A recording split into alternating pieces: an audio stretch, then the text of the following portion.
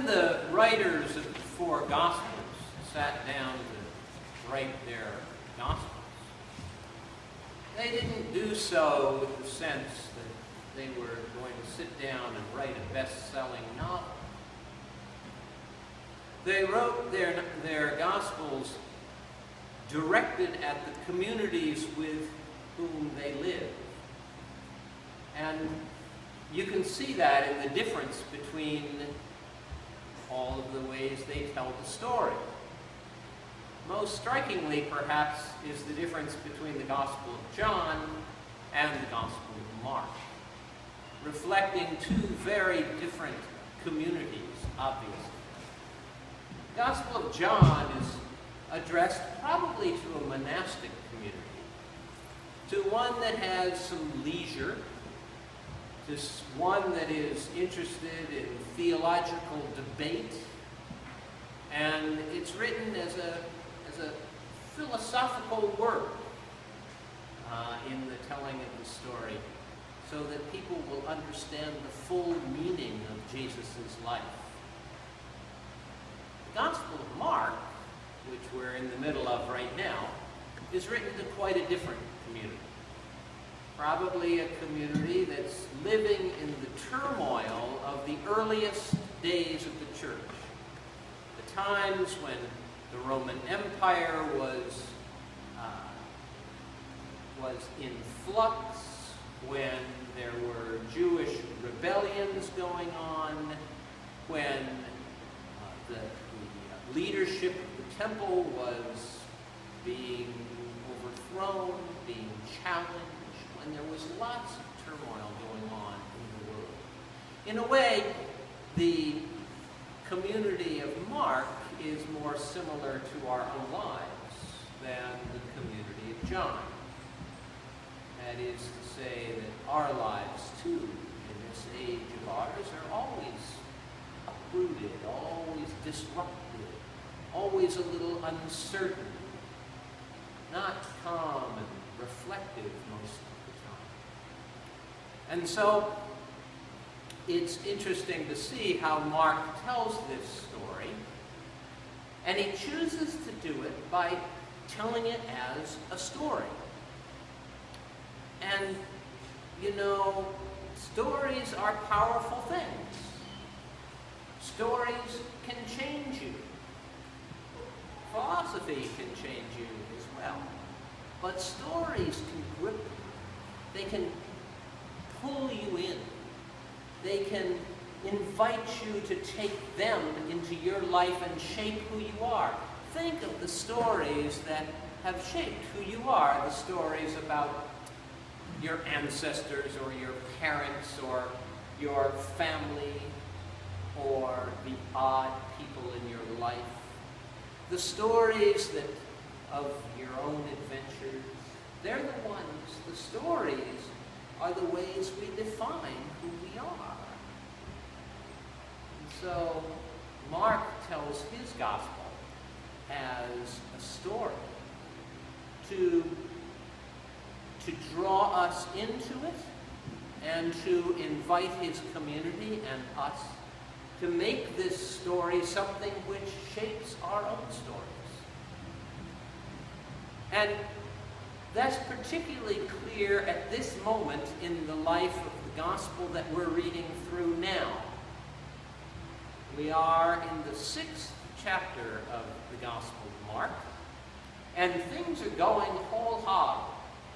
And you remember, things really are happening.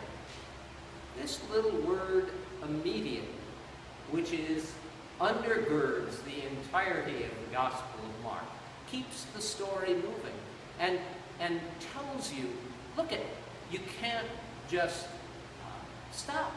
Life goes on.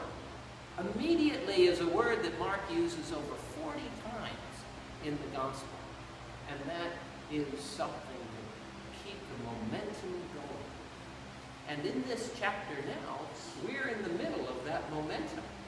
You remember, he has crossed the sea and driven out the demons from the demoniac. He's crossed the sea again, and he's healed a woman with a hemorrhage and raised Jairus' daughter from the dead. and been rejected by his own town and sent out all his disciples to go spread the word, and then heard news about the beheading of John the Baptist, and now those disciples are back again. And they want to report on what they've done. And at each point in our story, Mark is inviting us to take some part of the story and make it our own. And when those disciples come back and they're very excited about what's happened and the success that they've had, Jesus says to them, "Come away to a quiet place." Because we're told there was no time for them really to share their stories together or with him, because people were coming and going all the time. So he says, "Come away to a quiet place." Maybe one thing you can take from today's gospel story is that lovely phrase, "Come away to a quiet place." It invites us, it calls us away from the hecticness of our lives. It invites us to gaze up at the sky and watch the clouds go by. It invites us to have a meal with friends, to take a long walk. It invites us to turn off our televisions and computers and phones and just enjoy the moment. Relax. Come away to a quiet place, because in a quiet place, things can integrate within us again.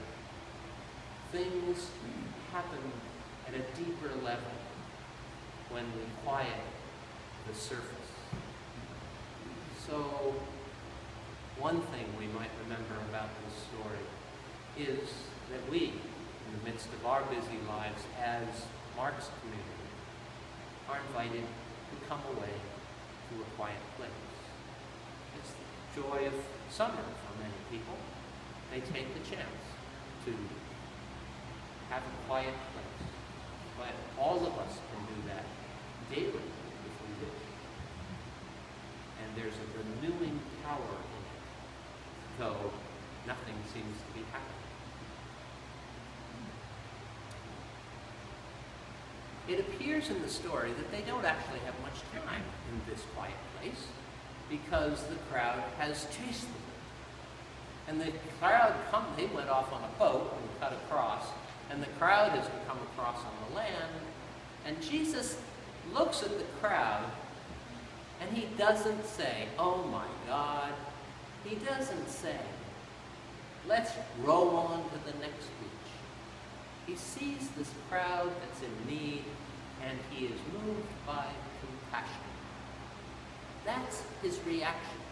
Now, I don't know, maybe you're a better person than I am, but that would not be my reaction. I go away to a quiet place. I want to have a quiet place, and I do not want to know about the needs of the world or the needs of anybody else. And yet, when this happens to Jesus, the only response that he has is one of compassion. He pulls him to shore, and he starts to teach them. No matter what we are doing or where we are in our lives, in this world of ours, human need cries out to us. And I get tired of it. And Jesus didn't. And that's what's remarkable about this story. Because the human need that cries out to us is nothing new. It's the way the world is. And our calling is nothing new. Our calling is to compassion over and over and over. So maybe that might be how we might weave part of this story into our lives as well. The raising up of that spontaneity of compassion in our hearts. And then you will have noticed in the numbering of the gospel, there's some missing verses. And what happens is that Jesus feeds those 5,000, and then he walks on the water. And then the story resumes with the second half of our reading. We're not going to hear about the feeding of the 5,000 and the walking on the water, because that's going to be in John's gospel, which we're coming to. Which, oh, by the way, the poignancy of today is that this is the last Sunday of Mark for 5 weeks. We're now going to switch over to John, and we're going to hear this story about the feeding from John's perspective. So our story resumes at the end of this reading with him coming to shore again. And immediately the news has spread again down the coast about the healings and the feeding of the 5,000, and maybe about the walking on the water, and this power which Jesus has demonstrated in his miracles and in his teaching and in his power and in his healing so emanates from him that people are in a rush to get there. They race through the countryside, we're told, to bring people to the marketplace. They don't have to try and bring them anymore to the building in which he is, because he can't get in any building. They don't have to bring him to the synagogue, because he isn't in the synagogues. He's in the marketplace. He's out in the middle of humanity, where everyone is equal. And all have heard of this reach of healing power. Come to be healed. And they cry out to them and they say, let us only touch the fringe of your garment and we'll be healed. The fringe of his garment is a little tassel that Jewish men were to wear on the four corners of their garment. And if they touched that tassel, they were healed.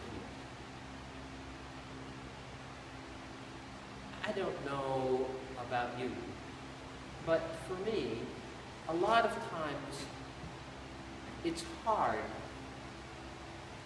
to carry on in the brokenness of the world. You get tired of trying to explain it all. You get tired of patching it up. And there are those very moments when all you want to do, all you can do, is pray to touch the fringe of his garment. And you can. You know it. You know that Christ is there, and that if we just reach with all our heart to that tassel, as those people did who longed for that healing, you will be healed. And some days, that's all you have. Just that prayer. Let me touch that tassel, Lord, and I will be able to carry it. Maybe we can carry that with us as well. Maybe like Mark's community of early Christians, who were so decimated themselves, who were so challenged, who must repeatedly have said, please, Lord, let us just touch the tassel of your clothing. Maybe like them, we can take that into our hearts as well. This wonderful story of Jesus that Mark tells is one that he tells so that it may become us, and we may become it. Come away to a quiet place. Have compassion. Yearn to touch the fringe of Christ's presence in the world. Amen.